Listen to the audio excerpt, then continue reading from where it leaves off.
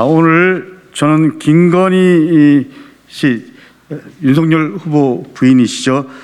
김건희 씨가 주가 조작의 공범으로서뿐만 아니라 권오수 회장의 업무상 횡령 배임 및 제3자 뇌물죄 혐의에 대해서도 공동존범으로 가담한 정황을 제시하고자 이 자리에 섰습니다. 아시다시피 도이치모터스 주가 조작과 관련해서 16일 권오수 회장이 구속되고 주가 조작 소위 선수라 불리는 이정 PLC가 검거되었습니다.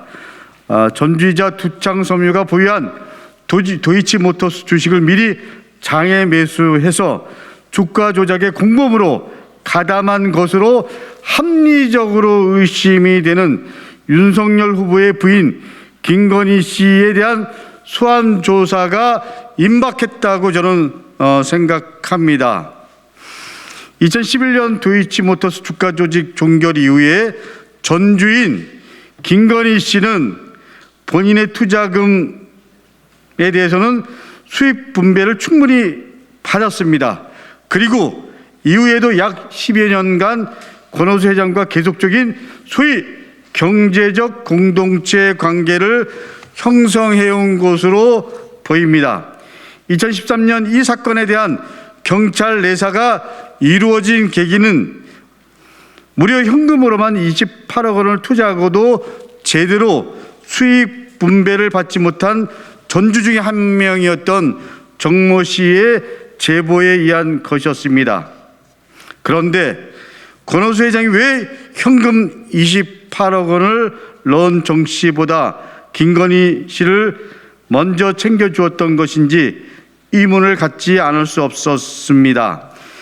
김건희 씨가 권오수 회장이나 도이치모터스에 특별한 사업적 경제적 이득을 준 것도 아닌데 이렇게 금전적으로 챙겨주었다는 것은 윤석열 후보의 부인인 김건희 씨가 권오수 회장에게 그에 상하는 다른 대가를 지불하고 있다는 것을 합리적으로 추정하게 됩니다.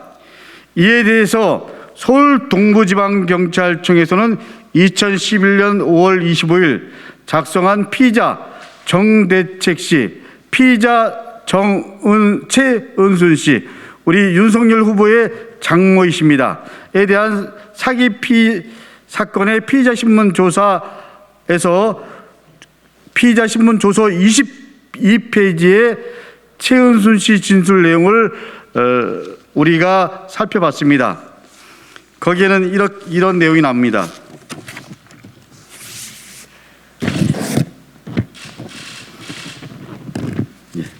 제가 한번 읽어볼까요?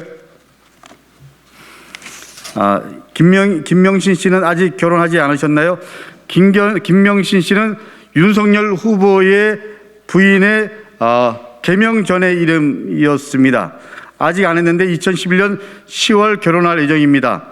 김명신이 지금 결혼할 사람, 즉 윤석열 현 후보죠. 라마다 조 회장이 소개시켜준 사람으로 2년 정도 교제했습니다. 이런 내용입니다.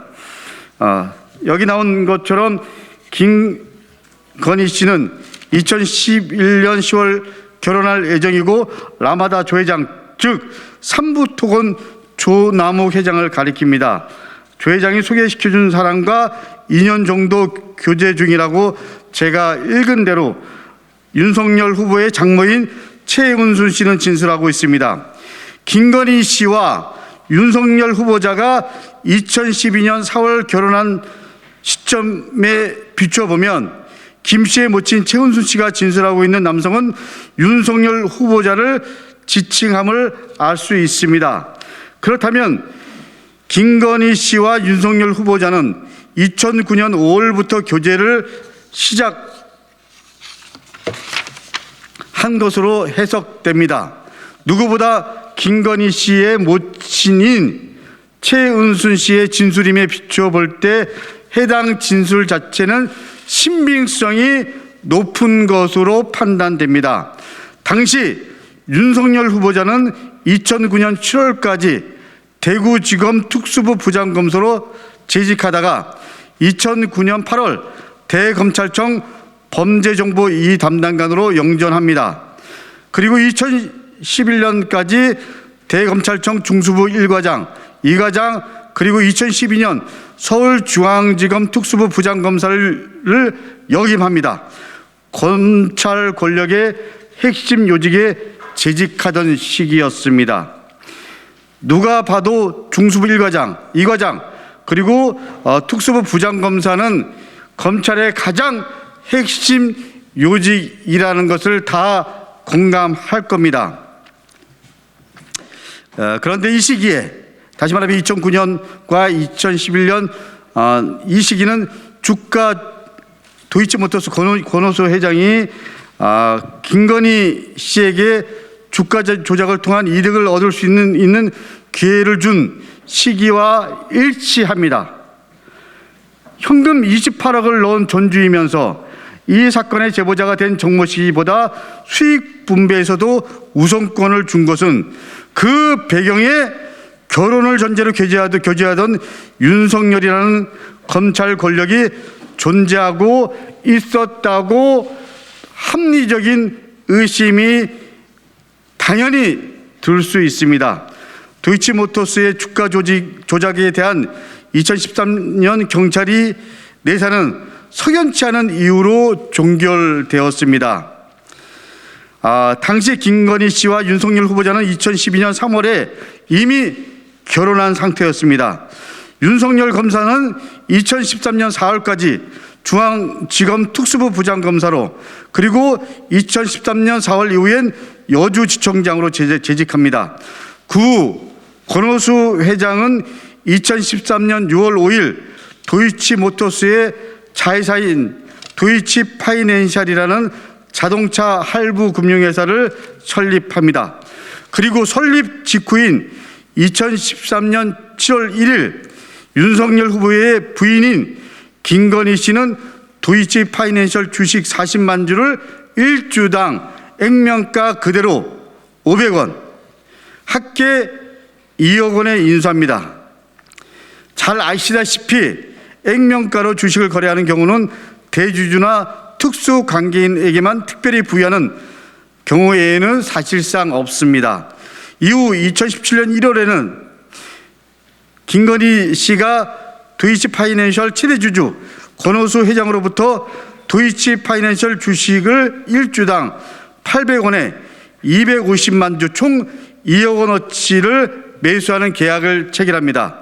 그런데 김건희 씨의 이와 같은 도이치파이낸셜 주식 인수 가격은 동일한 주식에 대한 다른 거래 내역을 보면 터무니없는 영가 거래로 드러납니다. 따라서 김건희 씨에게 일방적인 이익을 주고 도이치파이낸셜 및 다른 주주들에게 손해를 입힌 전형적인 불공정 거래라고 볼 수 있습니다. 실제로 다른 거래에서는 주당 1,500원의 계약이 체결됐고 2대 주주 지위를 취득하게 되는 기관 투자자 미래에셋도 주당 1,000원에 인수했습니다.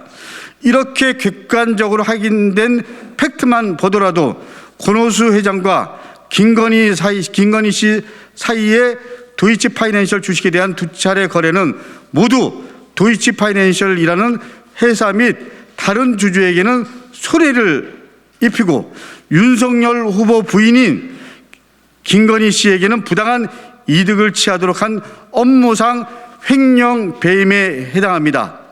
또한 그 이득에게 합계 5억 원을 초과함으로 특정 경제범죄 가중처벌에 따라서 3년 이상 15년 이하의 징역형에 처해질 수 있는 중범죄입니다. 아울러 이러한 업무상 횡령 배임에 해당하는 도이치파이낸셜 주식 거래는 주식을 매도한 권오수 회장과 해당 주식을 인수한 윤석열 후보의 부인인 김건희 씨 사이의 거래 당사자 간의 상호 사전 공모 및 실행에 의한 기능적 행위 지배가 있어야만 성립됩니다. 그런 점에서 윤석열 후보의 부인인 김건희 씨 역시 업무상 횡령 배임에 대한 공모 공동정범으로서 법적 책임을 부담한다고 볼 수 있습니다. 특히 중요한 것은 다음입니다. 도이치모터스의 주가 조작에 대한 2013년 경찰의 내사가 윤석열 후보자의 개입을 합리적으로 의심케 하는 납득하기 어려운 금융감독원의 자료 거부로 중단됐다는 사실입니다. 그리고 2013년 7월 1일 윤석열 후보의 부인인 김건희 씨는 도이치파이낸셜 주식 40만 주를 1주당 액면가 그대로인 500원, 합계 2억 원에 인수하는 특혜를 받게 되었는 바, 이에 대해서는 제3자 뇌물죄의 성립에 대한 법리적 검토가 반드시 필요하다고 저는 생각합니다.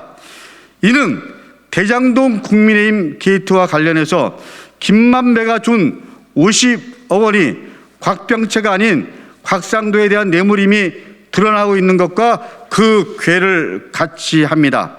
당시 명백한 범죄 혐의가 있음에도 불구하고 경찰의 내사가 부당하게 중단됐다는 사실은 이번에 검찰이 동일한 사실관계 그리고 동일한 당사자에 대한 수사 결과 권오수 회장을 포함한 관련자 5명을 전원 구속시킨 것만 봐도 알 수 있습니다. 따라서 저는 김건희 씨는 수사 결과에 따라 도이치모터스 주가 조작 범행에 대한 존주 및 공범으로서의 법적 책임은 물론이고 권오수 회장이 도이치파이낸셜 주식 관련 업무상 횡령 배임 및 제3자 뇌물죄 혐의에 대해서도 법적 책임을 부담해야 한다고 생각합니다. 따라서 본 의원은 현재 사건을 담당하고 있는 서울중앙지검 반부패 강력수사 2부에 대해 권오수 회장의 업무상 횡령 배임과 그리고 제3자 뇌물죄에 대한 김건희 씨의 공모 공동정범의 성립 여부 등을 엄격히 그리고 엄중하게 수사할 것을 강력히 촉구합니다. 이상으로 기자회견을 마치겠습니다.